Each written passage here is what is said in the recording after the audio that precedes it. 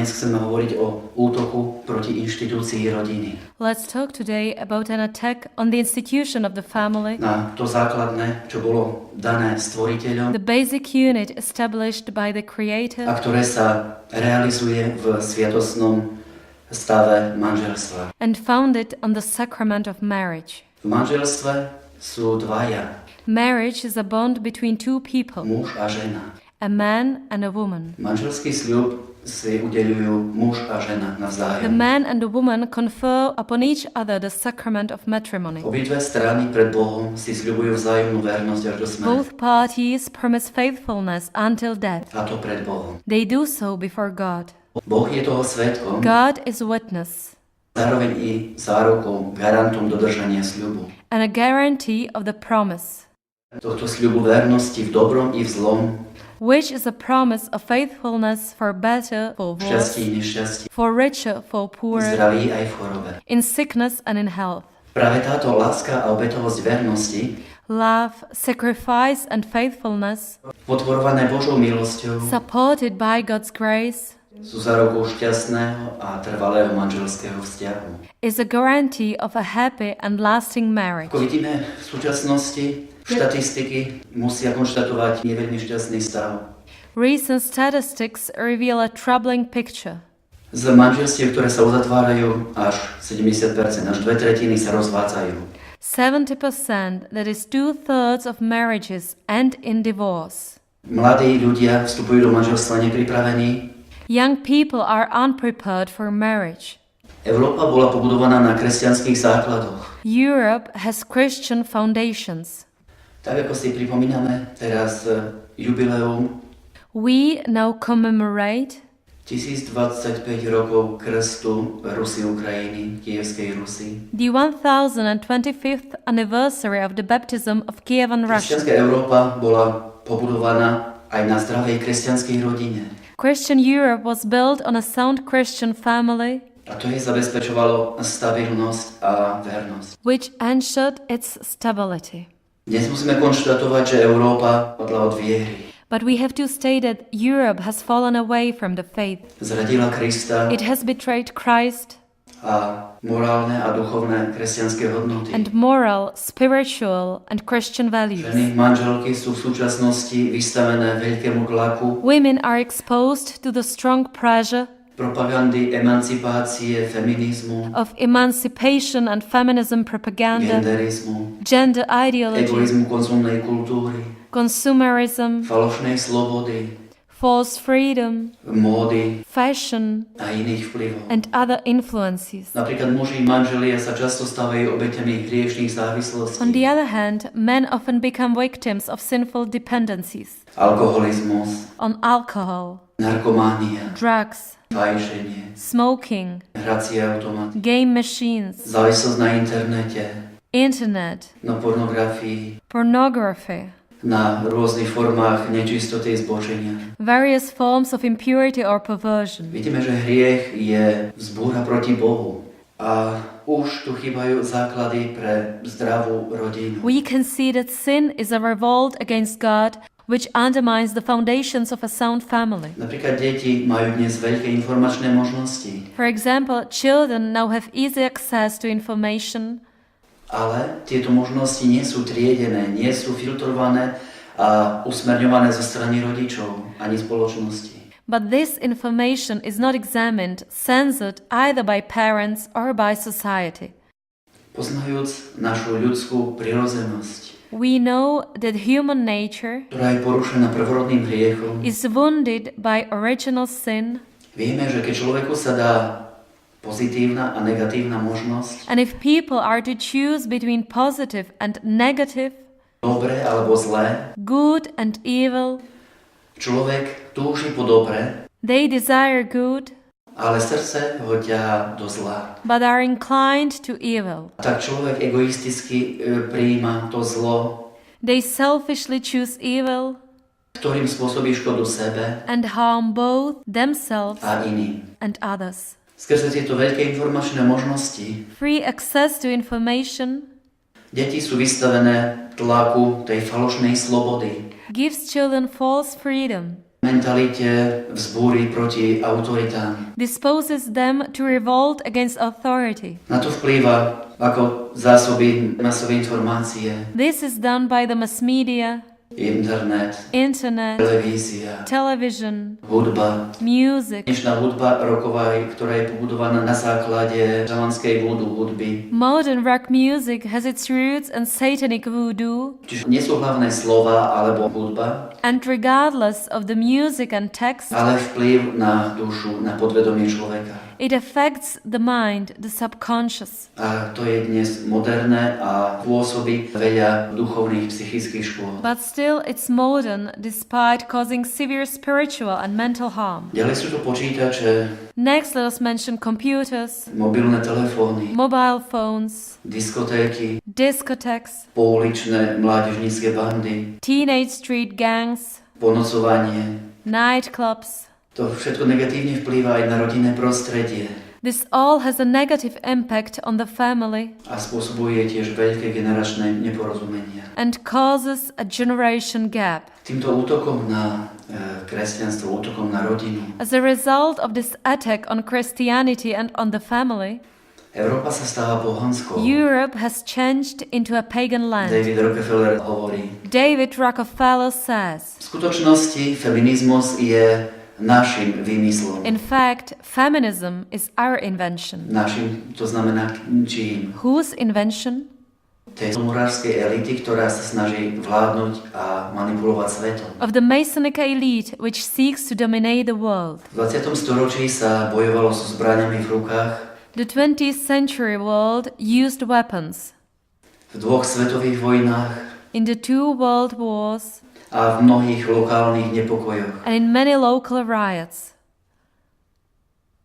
Prelielo sa veľa krvi. It involved much bloodshed. Ničilo sa mnoho životov. Many lives were destroyed. Milióny a milióny. Millions and millions. Ale čím je charakteristické 21. storočie? And what is typical of the 21st V century? tomto storočí je boj rafinovanejší. The fight in this century is far more cunning. Boj bez zbraní, It is a fight without weapons.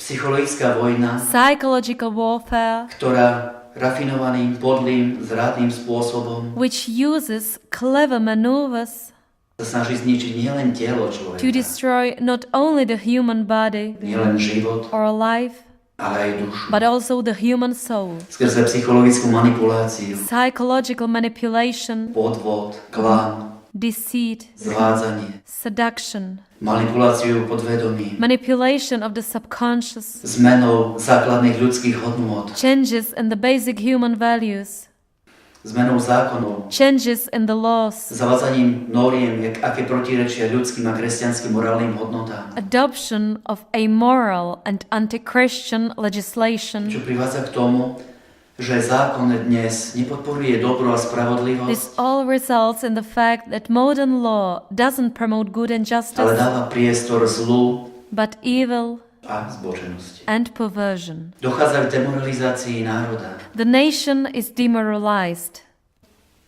A najhoršie na tom je, But the worst thing is, tento diabolský plán je najrafinovanejší v tom, the cunning of the devilish plan lies in the že fact človek si kope hrob sám. that people dig their own graves. Dochádza k plánovanému autogenocídu. This is planned autogenocide. Drogy Drugs boli vždycky zákonom zakázané a prenasledovali sa zločinci, ktorí nimi trhovali ako dealeri. were always illegal and drug dealers were punished. Ľudia si boli vedomí, že prakticky človek sa stáva otrokom hriechu. It was a generally accepted truth that such people are slaves of sin, drug addicts. Deti, mládež sa vyzýva k tomu, aby všetko vyskúšali. But nowadays, children and youth are encouraged to try A everything. skrze tento podvod a klam, And this deceit, skrze to myslenie tej falošnej slobody, this ideology of false freedom, sú generické choroby, AIDS a iné, is the cause of the spread of AIDS or other diseases, aborty, abortions, samovraždy, suicides, vraždy, murders, až eutanázia. euthanasia.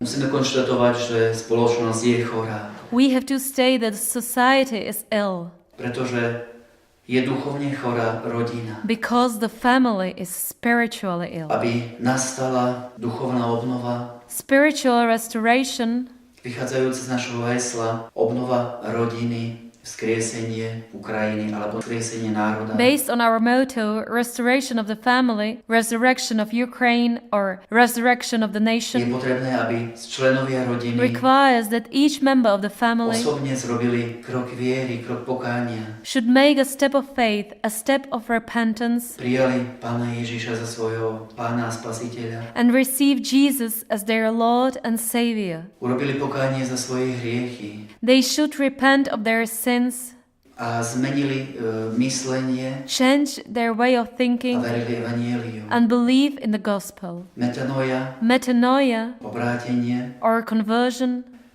znamená opustiť zlé zákony, means to abandon bad laws, zanechať minulý zlý život a bad life, a prijať dobré hodnoty to accept good values, a robiť kroky viery a pokánia. and to make steps of faith and repentance. Spoločnosť buď príjme Krista a jeho pravdu, The society will either receive Christ and His truth alebo ho odmietne. or reject Him.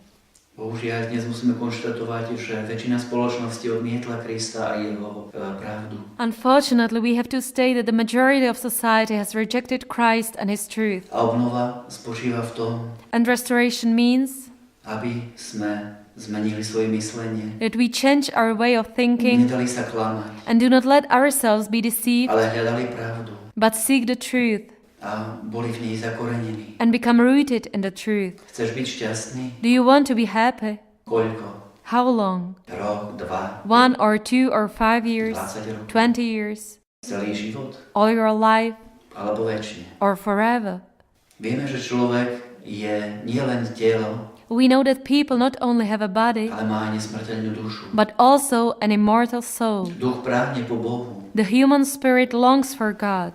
Nesmrteľná ľudská duša, ktorá bola stvorená Bohom, The immortal soul created by God túži vrátiť sa k Bohu. longs to return to Him. Čiže naše dedičstvo nie je tu na zemi. So our homeland is not on this earth. Pretože to všetko, čo sme si namonobili po smrti, čie bude? Then who will get what we have prepared for ourselves? A čo nám ostane? And what will remain? Nesmrteľná duša, The immortal soul, ktorej dedičstvom má byť večnosť. whose homeland is in eternity. Musíme myslieť na posledné hodnoty. Let us bear in mind the last things: Smrť, súd a večnosť. death, judgment, and eternity. A večnosť môže byť šťastná v nebi, And eternity can be happy in heaven alebo nešťastná v pekle. or unhappy in hell. Smrť je prechod. Death is just a passing over. Členov rodiny All members of a families každého človeka and all people vyzývame k tomu, are called aby v súčasnom spoločenstve within the contemporary society mohli tvoriť malé spoločenstva, kresťanské spoločenstva. to form small communities, Christian communities. Aby sa muži, hlavy rodín stretali navzájom. Men as heads of the family are called together Aby sa spolu modlili. to pray together, Aby čítali a rozímali nad Božím slovom. to read and reflect on God's word, Učili sa z neho, ako správne viesť svoje rodiny. to use it as a guide in managing their households, Ako viesť a vychovávať svoje deti. in bringing up their children, Ako materiálne a duchovne zabezpečovať svoju rodinu. in providing for their families both materially and spiritually, Ako byť správnou hlavou rodiny. in assuming the role of head of the family, A ako riešiť súčasné problémy. in dealing with problems. Ženy manželky, Similarly, women aby sa stretali v spoločenstvách, should gather together ale v spoločenstvách živej viery. in living Christian communities A nie v hriešných diskusných kluboch. and not for idle chatting Nie, aby obsudzovali, kritizovali, or gossiping. ale aby sa modlili, They should pray together vzájomne povzbudzovali and encourage one a another podporovali sa v riešení svojich problémov. in their problems. Aby sa učili, ako viesť rodinu. They should learn how to manage the household. Aby staršie ženy vychovávali mladšie, ako vychovávať deti. The older women should teach the young women to bring up their children, Ako byť poslušný mužovi. to obey their husbands, Ako byť pokorný. to be humble. Ako podľa evanjelia According to the gospel, počúvať muža, to submit to their husbands je hlavou rodiny as heads of the family a má duchovnú autoritu and as spiritual authorities vtedy, keď on je poslušný Kristovi. if they obey Christ. Rodina sa obnoví vtedy, The condition for the restoration of the keď family sa začne spoločne modliť is common prayer v rodine. in the family circle. Napríklad večer od 8. do 9. hodiny For example, every evening between 8 and 9 o'clock, je tzv. Svätá hodina. which is the so-called holy hour. Svätá je to preto, It is called holy lebo kde sa dvaja alebo traja stretajú v modlitbe, because where 2 or 3 are gathered together in prayer, tam je Pán Ježiš prítomný Jesus is present there a prichádza so svojím požehnaním. and gives his blessing. A to požehnanie je potrebné pre každú rodinu, Every family needs God's blessing aby spoločne sa riešili problémy, so as to be able to deal with problems. aby sa modlilo za jednotlivých členov rodiny, They need to pray for each other. aby deti videli rodičov na kolenách, Children should see their parents on their knees. aby rodičia sa korili pred Bohom, robili pokánie a spoločne vychovávali svoje deti. Parents need to humble themselves before God, repent and bring up their children together. Aby mali duchovnú autoritu, They must be a spiritual authority, ako tí, ktorí sa boja Boha, ktorí s vierou a zodpovednosťou prijímajú svoju úlohu. assuming their role in the fear of God responsibly and in O faith. 9. hodine večer potom mnoho kňazov dáva požehnanie, At 9 in the evening, many priests ask God's blessing aby to Božie požehnanie zišlo to descend na všetkých, ktorí prosia, upon all who pray, ktorí potrebujú to fyzické, duchovné, psychické uzdravenie, who need physical, spiritual, or mental healing, ktorí potrebujú oslobodenie z otroctva hriechu, who need deliverance from the bondage of sin, z tých rôznych závislostí, do ktorých vedome alebo nevedome upadli, deliverance from dependencies developed consciously or unconsciously závislosti na alkohole, on alcohol, fajčení, cigarettes, narkotikách, drugs, nečistote, impurity, internete, hracích automatoch, internet, game machines, závislosti na televízii, videu, television, video, závislosti od niečoho iného, ako je Boh. from dependencies on anything other than God. Pretože človek sa stáva modloslužobníkom, People become idolaters keď sa klania if they worship, napríklad aj materiálnym hodnotám. for example, material values. Ďalší moment je, aby sa rodiny modlili a svetili nedeľu. Another necessity for the family is to celebrate Sunday. Nedeľa je deň vzkriesenia, Sunday is the day of the resurrection kedy Pán Ježiš premohol smrť, premohol hriech, premohol diabla when Jesus conquered death, sin, and the a devil, previedol zo smrti do života. and we passed from death to life. A túto duchovnú smrť, v akej sa nachádzame, Our spiritual death môžu premôcť len skrze Kristové vzkriesenie can be conquered only by Christ's a resurrection skrze naše umíranie spolu s ním. and by our death together with Him. Duchovne to znamená, It means že sa zriekame ducha sveta, that we renounce the spirit of the world, vlastného egoizmu, deny ourselves, že sa oddelíme od hriechu, ktorý by nás chcel urobiť otrokmi break with sin which wants to enslave us, a vchádzame do slobody, do Kristovej slobody, and we obtain freedom, Christ's do freedom, slobody Božích detí, freedom of the children of God. ktorú môžeme charakterizovať tým krstom Kievskej Rusy, This can be represented in the baptism of Kievan Russia, že z temnoty pohanstva when from the darkness of paganism, sa ukrajinský národ a iné národy the Ukrainian and other nations dostali do svetla spásy. were brought into the light of salvation.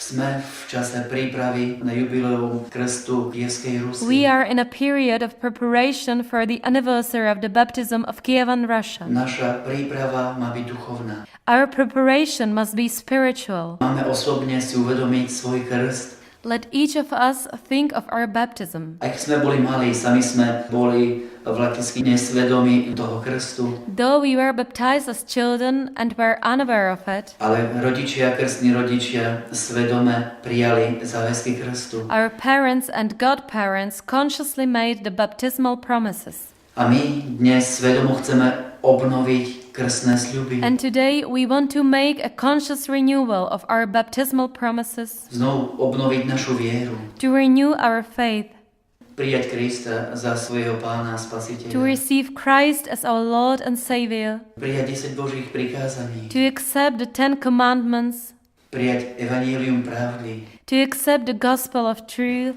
a celú spasiteľnú vieru.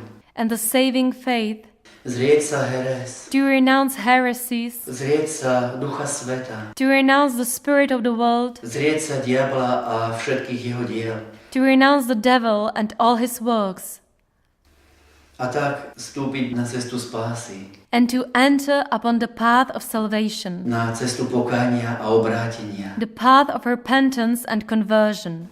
A tak vy, členovia rodín, Then the families, skrze uzdravenie rodiny, healed and restored, dopomôžete will enable duchovnému vzkrieseniu. the spiritual resurrection Ako Ukrajiny, tak aj každého iného národa a spoločnosti. of Ukraine and of any other nation or society.